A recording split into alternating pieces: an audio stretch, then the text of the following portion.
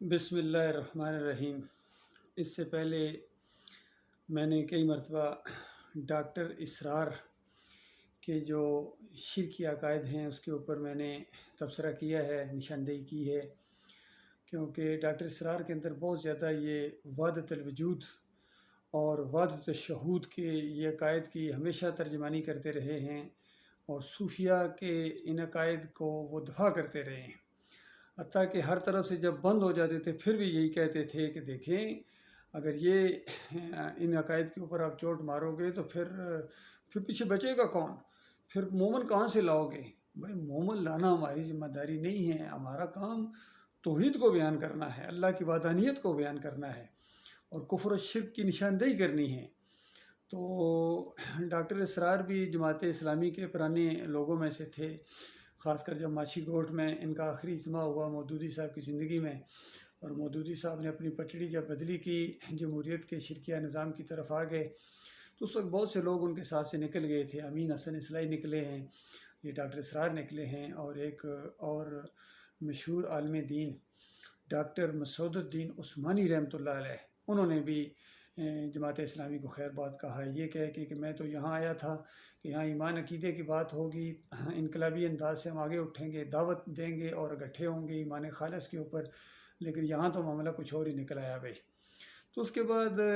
Doctor صاحب رحمۃ اللہ علیہ، ڈاکٹر عثمانی رحمۃ اللہ علیہ،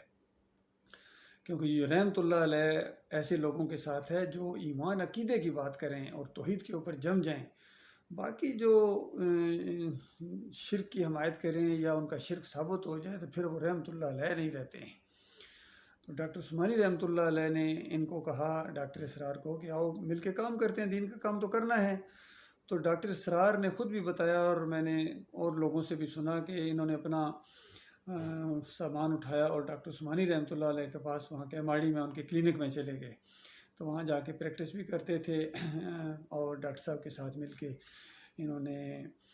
درس وغیرہ بھی ڈاکٹر صاحب ان کو آگے کرتے تھے، اور ڈاکٹر صاحب نے ان کو کہا کہ ذرا اپنی کوالیفیکیشن وغیرہ تھوڑی بڑھاؤ، تو اسلامیات میں انہوں نے ماسٹر ڈگری انہی دنوں میں کی تھی۔ باقی ڈاکٹر صاحب رحمۃ اللہ علیہ تو جہاں سے بھی کوئی شرک کی بو آتی تھی وہاں سے بھاگتے تھے، اور کسی جگہ سے جب شرک کا معاملہ ہوتا تو اس کی نشاندہی کرتے تھے، خاص کر شاہ ولی اللہ کے خاندان اور عبد القادر جیلانی، محی الدین چشتی، ان کی کتابوں کے اندر جو ان کے ملفوظات کے اندر، اور خاص کر مجدد الفسانی، ان کے عقیدوں کے اندر جب نشاندہی کی ڈاکٹر عثمانی رحمۃ اللہ علیہ نے، تو اس پر بڑا برا منایا ڈاکٹر اسرار نے، حتیٰ کہ ایک پرانے ساتھی نے بتایا کہ ایک مرتبہ ڈاکٹر صاحب نے نام لیے بغیر ڈاکٹر اسرار کو کہا کہ اگر کوئی اس طرح کا عقیدہ رکھے کہ گھوڑے کی عمر کسی کی بیوی کو لگا دی، کسی بیوی کی عمر گھوڑے کو لگا دی، اور زندے کو مردہ کر دیا، مردے کو زندہ کر دیا، تو اس کے بارے میں آپ کا کیا خیال ہے؟ تو ڈاکٹر اسرار چونکہ بڑے تیز زبان بھی ہیں اور زور سے بولتے بھی ہیں، ان کا بالکل کافر، مشرک، زندیق، اس طریقے سے فتوے لگائے موٹے موٹے۔ تو ڈاکٹر صاحب نے جو ہے نا انفاس العارفین آگے رکھ دی کہ یہ شاہ ولی اللہ صاحب فرماتے ہیں، تو ایک دم انہوں نے اپنا رنگ بدلا۔ ڈاکٹر اسرار نے کہنے لگے لا حول ولا قوت، آپ نے میرے سے کیا کروا دیا، اتنے بڑے عالم دین، اتنے بڑے محدث کے اوپر میرے سے فتوے لگا دیے۔ تو اصل میں ڈاکٹر اسرار کا اس طرح کا مزاج ہے۔ تو آج ان کا ایک نیا ویڈیو میرے سامنے آیا ہے،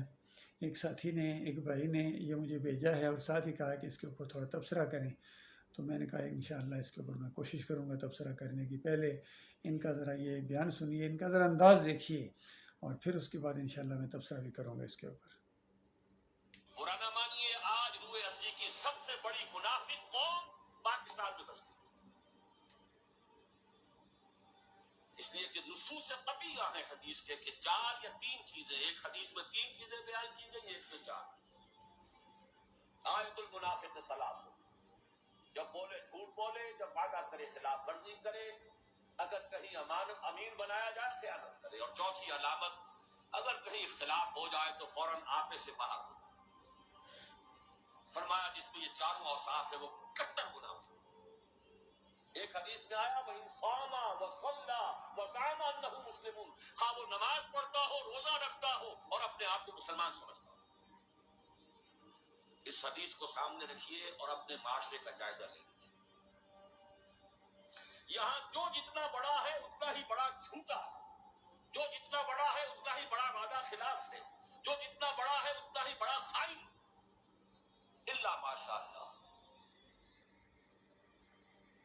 हुक्मुल अक्सर हुक्मुल कुल, अक्सरियत के ऊपर फैसला होगा। देखिए, ये जो इन्होंने बात कही है ये सबसे पहले ख़ुद इनके ऊपर फिट आती है, क्योंकि इनके अकीदे के अंदर भी ख़राबी थी जिसकी मैंने निशानदेही कर दी है। वहदतुल वजूद के अकीदे, वहदतुल शहूद के अकीदे, हत्ता कि इनका ये भी अकीदा था जिसको दूसरे लोग कोट भी करते हैं कि ये पाकिस्तान जो है ये नबी अलैहिस्सलाम के तफ़ैल बना है, नबी अलैहिस्सलाम के फैज़ का असर है जो ये पाकिस्तान बना है। ये शिरक अकीदा भी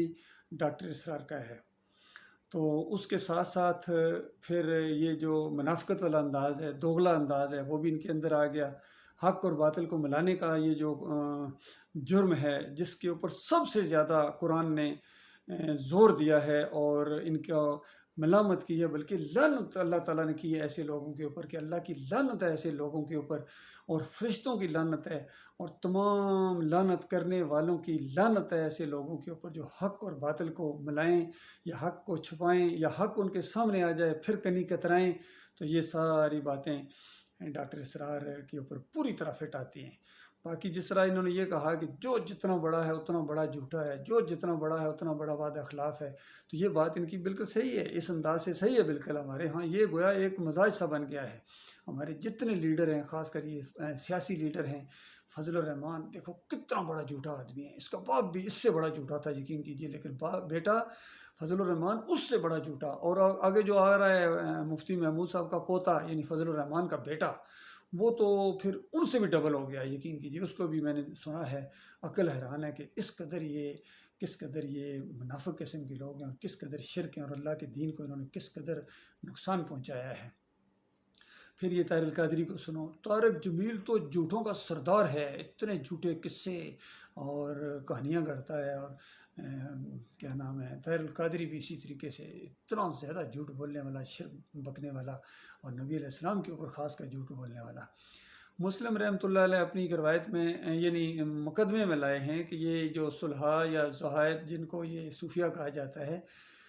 ये हदीस के मामले में इतने झूठे गुजरे हैं कि झूठ इनकी ज़ुबानों से जारी हो जाता था। अगर इनका झूठ बोलने का इरादा भी ना हो तब भी झूठ इनकी ज़ुबानों से जारी हो जाता था, इस तरह झूठे लोग हैं। तो ये असल में इनके सारे मामले थे। इसी तरह नबी अलैहिस्सलाम की एक हदीस है, यानी बुखारी की रवायत के अंदर, अबू हुरैरा ने जो वो शैतान इब्लीस के साथ मामला हुआ, 3 दिन उसने झूठ बोला और आखिर में एक बात सच्ची बता के जब चला गया तो नबी अलैहिस्सलाम ने कहा कि अबू हुरैरा ये बिल्कुल झूठा आदमी है, ये इब्लीस झूठा है, कज़्ज़ाब है, लेकिन ये बात तुम्हें सच्ची बता गया है। तो इसी अंदाज से डॉक्टर इसरार इसके अकीदे में शिरक है, कुफ्र है, मुनाफ़िक़त है और इंतहाई झूठा आदमी है। लेकिन ये बात सही बता गया है कि ये जो पाकिस्तान में बड़े बड़े लोग हैं सारे झूठे हैं, एक से एक बड़ा झूठा आदमी है। तो आजकल जो इनका किरदार हमारे सामने आ रहा है, ये जो साजिश का मामला, मुदाखलत का मामला, इसमें सारे मिल गए, एक से एक बड़ा मुजरम है। नवाज शरीफ हो, शहबाज शरीफ हो, बिलावल भुट्टो हो और दूसरी तरफ जरदारी हो,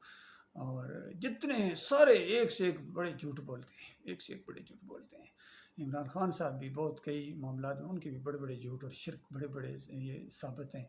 मज़ारों के ऊपर सजदे करना, ये करना, वो सब कुछ इनके अंदर। अल्लाह के बंदों ये फ़रेब देते हैं, तुम्हें बार बार फ़रेब देते हैं और आप डसे जाते हो। गुज़श्ता 75 साल से कोई एक मोमिन क़यादत यहाँ नहीं आई है, किसी को हमने नहीं देखा कि उसका अकीदा सही हो।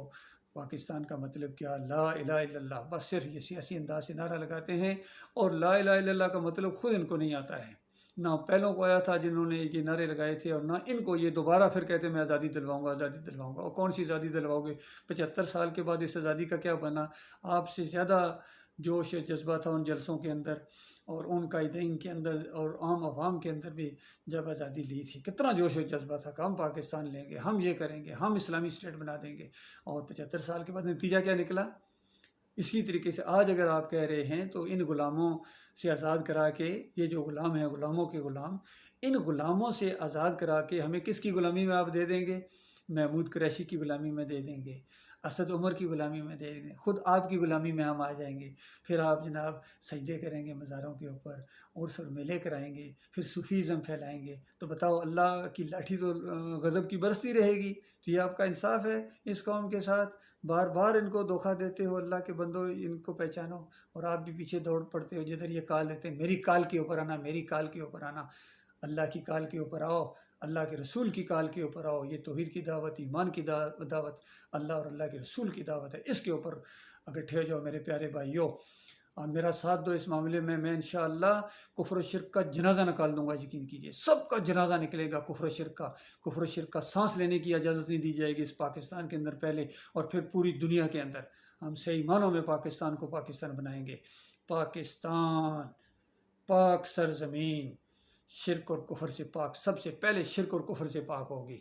اس کے بعد سود سے پاک ہوگی، منافقت سے پاک ہوگی، اور فحاشی سے پاک ہوگی، سب سے پہلے شرک سے پاک ہوگی، ایک شرک بھی اس کے اندر نہیں رہے گا، اور پھر انشاءاللہ یہ نیا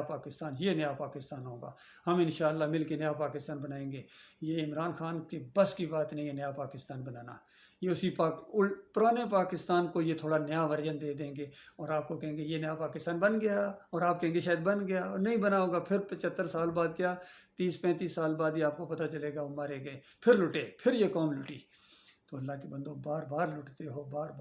ہو، بار بار ان کے جال میں پھنستے ہو، ان کے منہ پر تھوک دو۔ یہ جمہوریت کا نظام یہ خالص مشرکانہ نظام ہے، کافرانہ نظام ہے، طاغوتی نظام ہے، اس کے اندر کوئی خیر نہیں ہے، اس کے اندر ظلم ہے، زیادتی ہے، ناانصافی ہے۔ خود تحریک انصاف والوں کو اس کے اندر انصاف نہیں ملے گا۔ اس کے اندر جج اسی طرح کے جج ہوں گے، اس کے اندر کے سیاسی لیڈر اسی طرح کے سیاسی لیڈر ہوں گے، اور اس کے اندر جرنیل اسی طرح کے جرنیل ہوں گے۔ میں آپ کو صحیح رہنمائی کر رہا ہوں، یقین کیجئے، میں آپ کے سامنے وہ دعوت رکھ رہا ہوں جو محمد صلی اللہ علیہ وآلہ وسلم نے اٹھائی تھی مکہ کے اندر، صحابہ کرام جس کے اوپر اکٹھے ہوئے تھے، اور جو آگے بڑھتے بڑھتے پھر یہ اسلامی انقلاب آیا تھا۔ وہ دنیا کے امام ایسے نہیں بنے تھے۔ اسلامی ریاست، مدینہ کی ریاست ان کے ذریعے آئے گی، ووٹوں کے ذریعے آئے گی، نوٹوں کے ذریعے آئے گی، لوٹوں کے ذریعے آئے گی۔ اللہ کے بندو یہ اپنی دنیا کی خاطر تمہاری دنیا اور آخرت برباد کر رہے ہیں، ہمیشہ ہمیشہ ان کے ساتھ آگ میں رہنا پڑے گا، ان کے ساتھ آگ میں رہنا پڑے گا۔ جہنم منہ کھولے تمہارا انتظار کر رہی ہے میرے پیارے بھائیو، لوٹو، واپس لوٹو ایمان کی طرف میری پیاری قوم، میرے پاکستانیوں، میرے بھائیوں، میرا دل دھڑکتا ہے آپ کی ساتھ۔ میں کوئی مولوی اور پیر نہیں ہوں، میں آپ کا بھائی ہوں، میں فوجی افسر ہوں الحمدللہ۔ یہ فوج میری فوج ہے، اور یہ ہماری فوج ہے انشاءاللہ۔ یہ بحیثیت ادارہ، ایک منظم ادارہ ہے، بس صرف تھوڑا سا وہ کہتا ہے نا کسی نے ذرا نم ہو تو یہ مٹی بڑی زرخیز ہے ساکی، تھوڑی سی ایمان خالص کی نم دینی ہے، پھر دیکھنا کس طرح پوری دنیا کو ہم للکاریں گے۔ سازشیں کریں گے پوری دنیا کے لوگ اکٹھے ہو کر، سازشوں سے تو ہم نہیں روک سکتے ہیں، لیکن مداخلت نہیں کرنے دیں گے۔ سوال ہی پیدا نہیں ہوتا کسی کی ضرورت پڑے مداخلت، ہاں بلکہ ہم مداخلت کریں گے، ہم ان کے معاملات کے اندر مداخلت کریں گے۔ کس طرح؟ جہاں کہیں بھی انسانیت کی تذلیل ہو رہی ہوگی، جہاں کہیں انسانیت کے ساتھ ظلم اور زیادتی ہو رہی ہوگی، ہم مداخلت کریں گے۔ جس طرح محمد بن قاسم نے آ کے مداخلت کی تھی یا نہیں کی تھی، طارق بن زیاد نے اسپین میں جا کے مداخلت کی تھی یا نہیں کی تھی، خالد بن ولید نے کیسر اور کسریٰ کے اندر مداخلت کی تھی یا نہیں کی تھی۔ اس انداز سے ہم مداخلت کریں گے، لیکن ان کی ضرورت نہیں ہوگی کہ ہمارے اندر مداخلت کریں۔ تو جب تک ایمان خالص کے اوپر مسلمان رہے کسی کی ضرورت نہیں تھی، لیکن آہستہ آہستہ جب ایمان کمزور ہوتا گیا، پھر آہستہ آہستہ شرک اندر آ گیا 3 صدی کے بعد۔ عہد روح فی القبر کا عقیدہ یہ احمد بن حنبل کے ذریعے، ابن تیمیہ، ابن قیم کے ذریعے، ابن حجر عسقلانی کے ذریعے، اور پھر یہ سارے فرقوں کے اندر یہ چیز جب آ گئی، بریلویت آ گئی، دیوبندیت آ گئی، اہل حدیثیت آ گئی، تو پھر اسلام کا جو چراغ تھا وہ بجھ گیا میرے پیارے بھائی۔ اس کو پھر دوبارہ زندہ کرنا ہے۔ ایمان کی شمع روشن ہوئی ہے، دعوت اٹھی ہے توحید کی دعوت آپ کے اس خطے سے، ہم اس دعوت کو انشاءاللہ آگے بڑھانا ہے، توحید کی دعوت کو، رد شرک، کفر بالطاغوت نام لے کے، بالکل کسی سے نہیں ڈرنا ہے، کسی کی تقریروں سے ہم نے متاثر نہیں ہونا ہے، چاہے ڈاکٹر اسرار ہوں، چاہے مودودی ہوں، چاہے طاہر القادری ہوں، چاہے فضل الرحمان ہوں، ہم نے کسی سے متاثر نہیں ہونا ہے۔ ہم متاثر ہوں گے تو صرف ایمان خالص سے متاثر ہوں گے، جو توحید کے اوپر آئے گا، اللہ کا جو بندہ ہوگا وہ ہمارا پیارا بھائی ہے، وہ ہمارے سر کا تاج ہے، وہ سواری کرے ہم رکاب تھامیں، وہ اس کی جوتیاں سیدھی کرنے میں بھی ہم فخر محسوس کریں گے، یقین کیجیے۔ اور جو ایمان کے ساتھ شرک ملائے، اللہ کے علاوہ کسی اور کو داتا کہے، کسی اور کو دستگیر کہے، کسی اور کو مشکل کشا اور حاجت روا کہے، چادریں چڑھائے اور عرس اور میلے کرے، رکوع اور سجدے ان کے ثابت کرے،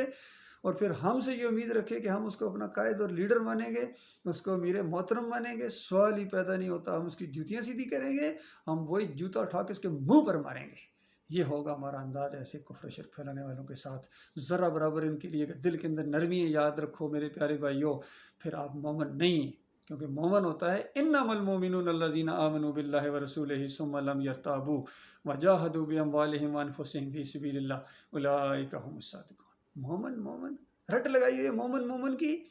مومن بننا کوئی آسان کام ہے؟ مالک فرماتا کوئی مومن نہیں ہے سوائے اس کے، بریکٹ کے اندر بند کر دیا اللہ تعالیٰ نے، فرمایا صرف یہ مومن ہے جو اللہ کے اوپر ایمان لائیں، ایسا مضبوط ایمان لائیں اور دل کی گہرائیوں سے اس کو اپنا اکیلا معبود مانیں، پھر محمد صلی اللہ علیہ وآلہ وسلم کو آخری رسول مانیں۔ یہ نہیں کہ ایک دن میں نے عمران خان صاحب کو یہ کہتے ہوئے سنا، مجھے دکھ ہوا، کہتے ہیں یہ کیا بات ہوئی کہ نبی علیہ السلام کو آخری نبی نہ مانو تو وہ مسلمان ہی نہیں ہے؟ ہاں مسلمان نہیں ہیں، مسلمان ہونے کے لیے نبی علیہ السلام کو آخری نبی ماننا، خاتم النبیین ماننا ضروری ہے، چونکہ آپ کا یہ موقف نہیں ہے اس وجہ سے آپ یہ لفظ بھی نہیں آپ کے منہ سے نکل سکتا ہے، اللہ نے ایسے کہ آپ کی زبان کے اوپر یہ گرہ لگا دی ہے، تو یہ مسلمان نہیں ہیں۔ میں حیران ہو گیا کیسی بات یہ کر رہے ہیں، یہ تو قادیانیوں کے قادیانی انداز ہے، ایسا نہیں ہے بھائی، آخری نبی محمد صلی اللہ علیہ وسلم دل کی گہرائی سے صرف ان کی شریعت چلے گی، وہ ہمارے قائد اعظم ہیں، کوئی اور قائد اعظم نہیں ہے، وہ ہمارے قائد ملت ہیں، وہ ہمارے لیڈر ہیں، وہ ہمارے امام ہیں، کوئی اور امام نہیں۔ یہ جو امام 12 امام تو 13 امام تو 14 امام اپنی طرف سے امام گھڑ رہی ہیں، اللہ نے کوئی سنداس امامیت نہیں رکھی ہے، نہ پپائیت رکھی ہے، نہ مولویزم رکھا ہے، نہ صوفیزم رکھا ہے، اللہ کے یہاں صرف ایمان خالص ہے، سادہ سی بات ہے، لا الہ الا اللہ محمد رسول اللہ، بس اللہ کے علاوہ کوئی معبود نہیں ہے، کوئی پکار کے لائق نہیں ہے، کوئی نظر و نیاز کے لائق نہیں ہے، کوئی واسطے وسیلے کے لائق نہیں ہے، رکوع اور سجدے کے لائق نہیں ہے، توکل اور بھروسے کے لائق نہیں ہے، الا اللہ، اور اس کے بعد محمد رسول اللہ، محمد صلی اللہ علیہ وسلم آخری رسول ہیں، ان کی پیروی کی جائے گی، ان کی بات حق ہے، چاہے وہ سر کے اوپر ٹوپی یا پگڑی کا معاملہ ہو، داڑھی کا معاملہ ہو، ٹخن ننگے کرنے کا معاملہ ہو، صلح کا معاملہ ہو، جنگ کا معاملہ ہو، جو چیز بھی ہوگی انہی کے معیار کے اوپر پوری پرکھی جائے گی اور اس طرح مانی جائے گی جس طرح صحابہ اکرام نے مانی ہے۔ اور پھر اس کے بعد وجاہدوا باموالہم وانفسہم فی سبیل اللہ، یہ مومن جو ہیں یہ گھر بیٹھنے والے نہیں ہیں، یہ اللہ کے راستے میں جہاد کریں گے، اپنی جانوں اور مالوں کے ساتھ اللہ کے راستے میں یہ آگے بڑھیں گے، جس بات کو انہوں نے حق سمجھا ہے پوری دنیا کے اوپر اس کو پھیلانے اور اس کو نافذ کرنے کے لیے اپنی ایڑی چوٹی کا زور لگا دیں گے، اور اس راستے میں جو تکلیف آئے گی یہ اللہ کے راستے کی تکلیف ہے، اس راستے میں جن کی موت آئے گی وہ اللہ کے راستے کے اصلی شہید ہیں، باقی سارے نقلی شہید جن کا عقیدہ صحیح نہیں ہے، جن کا عقیدہ صحیح نہیں ہے، یا رسول مدد پکارتے ہیں، یا علی مدد پکارتے ہیں، یا دیوبندی ہیں یا بریلوی ہیں، وہ مکے میں مرے یا مدینے میں مرے، وہ سیاچین میں مرے یا ایران میں مرے، وہ امریکہ میں مرے یا جہاں بھی مرے گا، بیت اللہ کا طواف کرتے ہوئے مرے، چادر پکڑے ہوئے مرے، اللہ کی کتاب کا آخری فیصلہ ہے کہ ایسے لوگوں کا جنت میں جانا اتنا ناممکن ہے جتنا سوئی کے ناکے سے اونٹ گزار دو۔ فرمایا انہ من یشرک باللہ فقد حرم اللہ علیہ الجنہ ومأواہ النار وما للظالمین من انصار، جس نے اللہ کے ساتھ شرک کیا اس کی موت آ گئی، توبہ نہیں کی ہے، ہاں توبہ کر لے، 1 منٹ پہلے توبہ کر لے، سچی اپنے مالک اور خالق سے توبہ کر لے، کوئی بڑے سے بڑا کٹر گناہ گار اگر توبہ کر لے، فضل الرحمان بھی توبہ کر لے، طارق جمیل بھی توبہ کر لے، طاہر القادری بھی توبہ کر لے، اللہ معاف کر دے گا۔ تو عمران خان اور نواز شریف اور یہ جو شہباز لوگ ہیں یہ تو بہت کم مجرم ہیں، ان کی نسبت میں کہہ رہا ہوں، باقی مجرم ہیں، انہوں نے کرپشن بھی کی ہے اور انہوں نے شرک بھی کیا ہے، کفر بھی کیا ہے، اور مجھے ابھی تک یاد ہے بالکل میرے سامنے بیٹھے ہوئے جسٹس سعید الزمان صدیقی سے میری کراچی میں گفتگو ہوئی اور انہوں نے مجھے بتایا، کہتے ہیں میں عمرہ کرنے گیا اور وہاں نواز شریف کے ساتھ میری ملاقات ہو گئی، اور میں نے نواز شریف سے کہا کہ نواز شریف چلو باقی لوگ کرتے ہیں تو آپ کیوں یہ دربار کمپلیکس بنایا، وہاں جا کے مزار پر جاتے ہو اور وہاں جا کے تمہیں نہیں پتہ شرک ہے؟ وہ ذرا تیز سے گفتگو کرتے اسی انداز سے مجھے کہتے ہیں تمہیں نہیں پتہ شرک ہے؟ تو آگے سے نواز شریف کہتے ہیں سر پتہ ہے مجھے، لیکن یہ عوام نہیں مانتی ہے، اس کے بغیر نہیں مانتی ہے، یہ کرنا پڑے گا۔ اللہ کے بندو یہ معاملہ ہے، یعنی عوام کو کے لیے ووٹ حاصل کرنے کے لیے آپ کو شرک کر کے اللہ کو گالی دینا پڑے گی، تو یہی کچھ عمران خان نے کیا ہے۔ مجھے پتہ ہے عمران خان یہ عام طور پر ہو سکتا سجدے وغیرہ کے قائل نہیں اور مزاروں کے اوپر یا وہ جو پٹا انہوں نے بنوایا یا علی مدد کا اس کے بھی یہ قائل نہیں ہے، لیکن کیوں؟ ووٹ بینک کے لیے، لوگوں کو خوش کرنے کے لیے اور اقتدار حاصل کرنے کے لیے یہ معاملہ انہوں نے کیا ہے، لیکن یہ معاملہ اس سے زیادہ شدت اختیار کر دیتا ہے، جو اپنی عقیدت کی وجہ سے جاتا ہے اس کے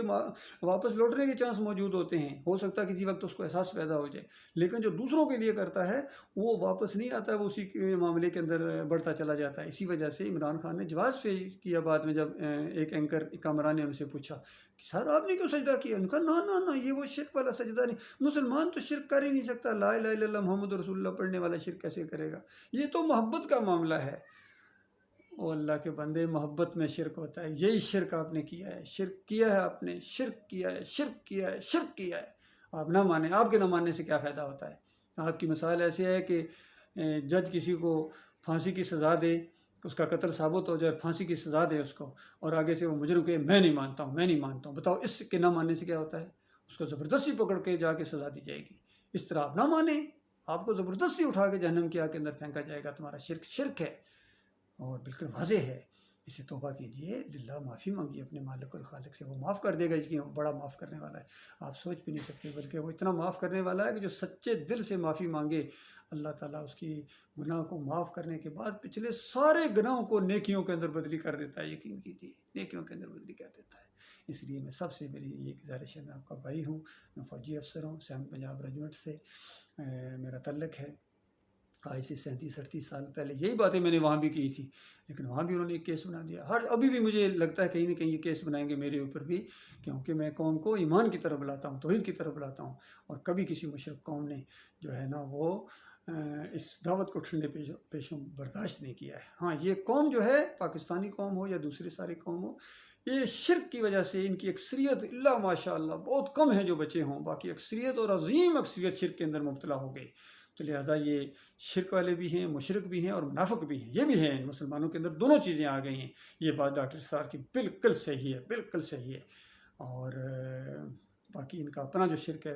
ڈاکٹر اسرار کا، وہ میں نے بتا دیا، وہ اسی شرک کے اوپر مرے ہیں۔ اب یہ رحمۃ اللہ علیہ نہیں ہیں، ان کو اب کوئی دنیا کی طاقت نہیں بچا سکتی ہے جہنم کی آگ سے، وہ چلے گئے۔ اب پیچھے والے وہ توبہ کرو، معافی مانگو اپنے مالک اور خالق سے۔ خاص کر میں اپنے فوجی بھائیوں کو، فوجی آفیسرز کو، 70th لانگ کورس، میرے کورس میٹس،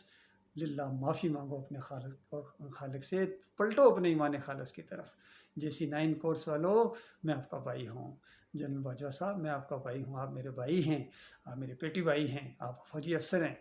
اور آپ ایمان خالص کی طرف غور کریں اور میرے کیس کو بھی اٹھائیں۔ میں نے فوج میں کیا جرم کیا تھا بتائیے؟ صرف یہی بات کہی تھی کہ یا اللہ مدد کہو، یا علی مدد نہ کہو، بس اتنی بات تھی، اس پر کیس بن گیا۔ اور کرنل صاحب چونکہ ایک خاص طبقے کے نظریات کے ساتھ ان کا وابستگی تھی، تو انہوں نے اس طرح کی، ابھی تک مجھے یاد ہے، انہوں نے اس طرح منہ پر ہاتھ پھیر کے کہا، ان کا ارشد میں دیکھتا ہوں تم فوج کے اندر کیسے رہتے ہو۔ تو یہ معاملہ ہوا تھا، پوری انکوائری کیجیے، اگر یہ معاملہ نہ ہوا تو جو چاہیں آپ مجھے سزا دیں، میں حاضر ہوں۔ حالانکہ وہاں کتنے آفیسر تھے، سارے موجود، جوسیوں سے پرانے، ابھی تک زندہ لوگ ہیں، آپ انکوائری کیجیے۔ یہی ایک مسئلہ، سادہ سا سوال ہے، صرف ایک سوال ان سے اگر کریں کہ 7 پنجاب ریجمنٹ سے نائک عصمت اللہ اور ملک جان کو کیوں نکالا گیا تھا، بس یہ بات پوچھ دیں، ساری سٹوری آپ کے سامنے آ جائے گی، کیونکہ ان کو بھی اسی جرم میں نکالا گیا تھا۔ یہ اور بات کہ انہوں کو سی او نے خود نکالا تھا اور فل بینیفٹس کے ساتھ نکالا تھا، لیکن مجھے تو وہ خود نکال نہیں سکتے تھے، افسر کو تو نہیں نکال سکتے، تو انہوں نے ایک کیس بنوایا، میڈیکل کیس بنوایا کہ اس کا دماغ نہیں کام کرتا، یہ ہے وہ، اس طرح کی باتیں اس نے میرے اوپر لگائیں، اور ایک خالص جو نظریاتی معاملہ تھا اس کو میڈیکل کیس بنا کے اس نے فارغ کرا دیا۔ بل کوئی نہیں، اللہ کے راستے میں یہ معمولی کیس ہیں، یہ اس راستے کے پھول ہیں، یہ اس راستے کے پھول ہیں۔ مجھے زیادہ موقع ملا ہے سول میں آ کے توحید کی دعوت دینے کا، رد شرک کرنے کا اور اللہ کے دین کو پھیلانے کا، مجھے زیادہ موقع ملا ہے۔ میں فوج میں رہ کے شاید اتنا نہ کر سکتا، یہ اللہ کا احسان ہے، اور مجھے بڑی امید ہے انشاءاللہ ایک وقت آئے گا میرا کیس کھلے گا، کیونکہ میں ہر آرمی چیف کو، ہر صدر کو، ہر پرائم منسٹر کو میں یہ درخواست دعوتی انداز سے، میرا مطلب یہی ہوتا تھا کہ ان تک یہ دعوت پہنچے، ایک واقعہ سٹوری کی شکل میں پیش کرتا ہوں، اور مجھے امید ہے کوئی اللہ کا بندہ جب آئے گا تو وہ بالکل اس کو فیصلہ کرے گا، اور مجھے دوبارہ اپنے پورے فل بینیفٹس کے ساتھ مجھے اپنے پرانے رینک کے اوپر یا اس کے مطابق جو جدید وہ بنتا ہے۔ یہ ہوتا ہے دنیا میں، ایسا ہوا ہے، جو فرانس میں ایک دفعہ اسی طرح کا کیس ہوا تھا، اور آگے پیچھے ہر جگہ ہوتے ہیں، تو اس طرح ہو سکتا ہے، ممکن ہے، یعنی یہ اگر لیکن انصاف کیا جائے اور اللہ سے ڈرتے ہوئے کہ تب یہ معاملات ہوتے ہیں۔ اللہ تعالیٰ غور و فکر کرنے کی توفیق عطا فرمائے۔ اللہ تعالیٰ ہماری سرحدوں کی حفاظت فرمائے، ہمارے ملک کی حفاظت فرمائے، ہماری قوم کی حفاظت فرمائے، اور پوری دنیا کے انسانوں کے اللہ تعالیٰ ان کو ایمان خالص عطا فرما کے مالک ان کو جہنم کی آگ سے بچائے اور جنت کے لیے ان کو اللہ تعالیٰ موقع دے۔